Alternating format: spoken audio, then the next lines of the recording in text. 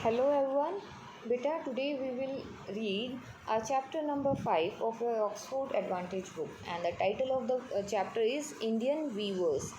तो बेटा ये चैप्टर नंबर 5 है। ये एक्चुअली आपकी एक पोएम है जिसका टाइटल क्या है, इंडियन वीवर्स। अब वीवर्स कौन होते हैं बेटा?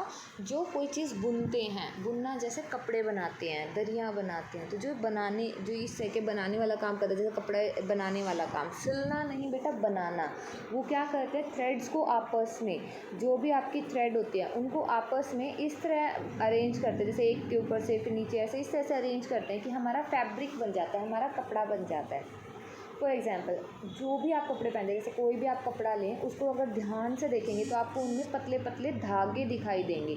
और यही सब आप, ये काम कौन करता है, इस तरह से कपड़े को बनाने का काम कौन करता है? वीवर्स करते हैं। ठीक है, तो आज हम इस पोएम के बारे में रीड करेंगे, इंडियन वीवर्स। और जो ये पोएम है बेटा, ये जो पोइटस हैं सरोजनी नायडू, उनके द्वारा लिखी गई है। ठीक है, तो इस पोएम में बेटा हम ये जानेंगे कि जो वीवर्स हैं वो हमारी ज़िंदगियों में किस तरह से एक इम्पॉर्टेंट रोल प्ले करते हैं। जैसे आप देखो कि हमें फैब्रिक तो नीड होता ही है, हम हर ओकेजन पे डेली कोई ना कोई फैब्रिक जैसे पहनते भी हैं, यूज़ भी करते हैं, घर में डेकोरेशन के लिए भी यूज़ होता है, बेडशीट्स वगैरह, कितनी सारी जगह हम इनको यूज़ करते हैं। तो आपको पता है, अगर वीवर्स ना हो तो फिर हम पहनेंगे क्या, इस तरह फैब्रिक कहाँ से आएगा।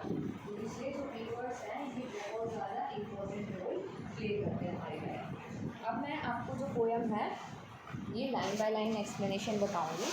उससे पहले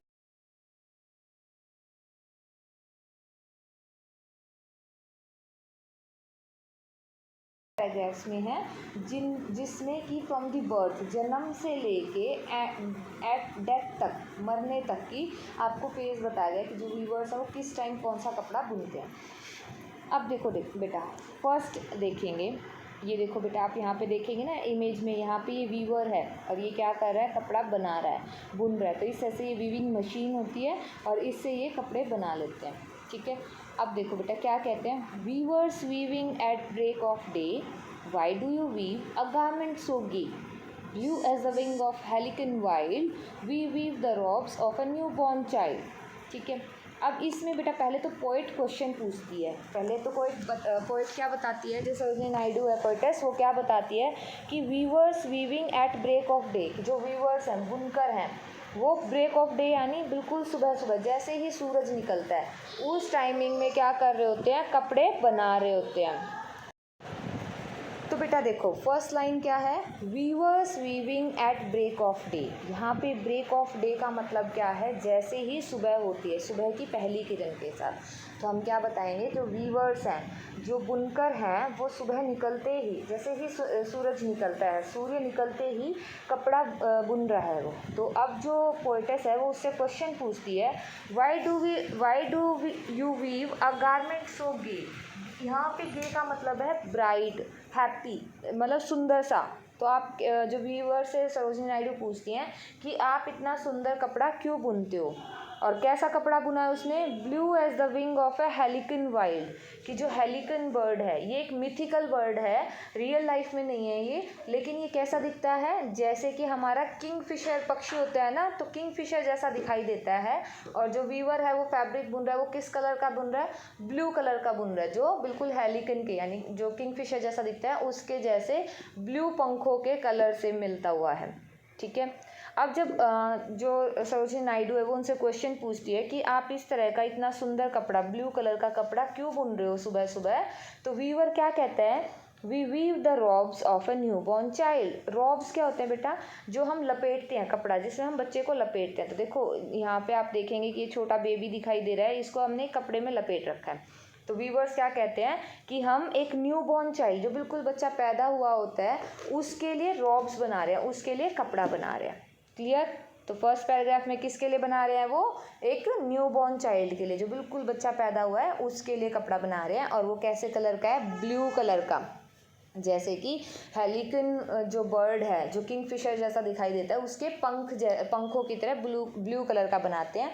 और किस टाइम पे बनाते हैं, at the break of day, दिन की बिल्कुल शुरुआत में।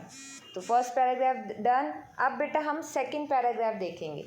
सेकंड पैराग्राफ में क्वेश्चन क्या जो सरोजिनी नायडू होती है, पोइट है, वो क्या बताती है पोइटेस आपको कि weavers weaving at fall of night, कि जो वीवर्स हैं वो जैसे ही रात होनी शुरू होती है, फॉल ऑफ नाइट मतलब जैसे ही रात होनी शुरू होती है वो क्या करते हैं, कपड़ा बुनना शुरू करते हैं।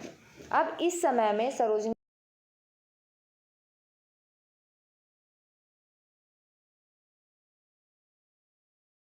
क्यों बना रहे हो, like the plums of peacock purple and green. यहाँ पे प्लम्स का मतलब क्या होता है बेटा, फैदर, पंख।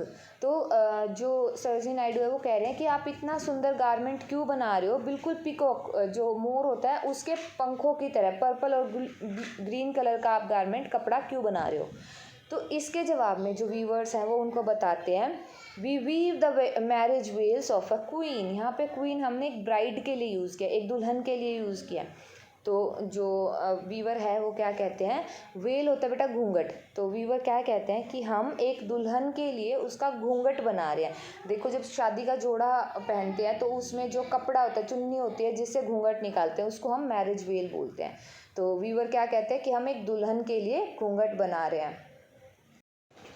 अब बेटा इसके बाद 2 पैराग्राफ डन। अब जो थर्ड पैराग्राफ है वो देखेंगे।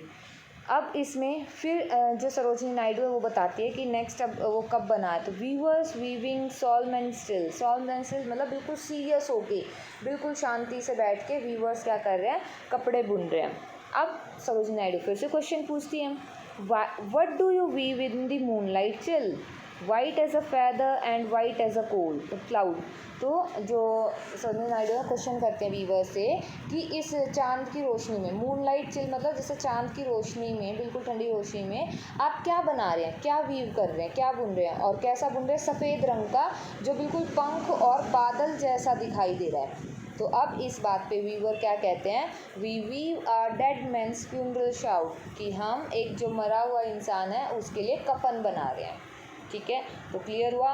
3 पैराग्राफ से समरी फिर से देख लेंगे। फर्स्ट पैराग्राफ में वीवर से सरोजिनी नायडू पूछते हैं कि सुबह सुबह जैसे ही दिन निकलता है, सुबह सुबह आप ये ब्लू कलर का बिल्कुल जो हेलिकन बर्ड है उसके पंख जैसा क्या बना रहे हैं। तो वीवर क्या बताता है कि वो एक जो न्यू बॉर्न बेबी है, जो बच्चा अभी अभी पैदा हुआ है उसके लिए, न्यू बॉर्न बेबी के लिए, जो बच्चे जस्ट पैदा हुए होते हैं उन बच्चों के लिए वो क्या बना रहे हैं, कपड़ा बना रहे हैं। ठीक है, फिर सेकंड पैराग्राफ में जब वो रात को वीवर बनाते, जैसे रात होने लगती है और वीवर कपड़ा बुनना शुरू करता है, तो सरोजिनी नायडू पूछती है कि अब आप मतलब इतना जो सुंदर चमकीला कपड़ा है जो मोर के पंखों जैसा लग रहा है, पर्पल और ग्रीन कलर का, वो आप क्यों बुन रहे हो। तो वीवर क्या बताता है कि मैं एक दुल्हन के लिए उसके जो घूंघट होता है, जो शादी के जोड़े में जो घूंघट चुन्नी ओढ़ते हैं जिससे घूंघट निकालते हैं, तो वो घूंघट के लिए ये वीव कर रहा हूँ। एंड थर्ड फिर सरोजिनी नायडू बताते हैं कि रात जैसे ही चांद की रोशनी होती है तो उस टाइम में वीवर्स बिल्कुल शांत होकर कपड़ा बुन रहा है। तो सरोजिनी नायडू उनसे पूछती है कि ये आपने सफ़ेद रंग का जो बिल्कुल बादल और पंख जैसा बिल्कुल हल्का सा कपड़ा है, ये आपने क्यों बुन रहे हो, ये क्या बुन रहे हो आप। तो वीवर बताता है कि जो डेड हो जाता है, जिनकी डेथ हो जाती है, उन लोगों के लिए उनका जो फ्यूनरल श्राउड है यानी जो कफन है वो बना रहे हैं। तो इसके साथ बेटा अपनी पोएम डन होती है। अब आप इसको अच्छे से रीड करेंगे और इसकी प्रैक्टिस करेंगे। ओके बेटा, thank you and have a nice day.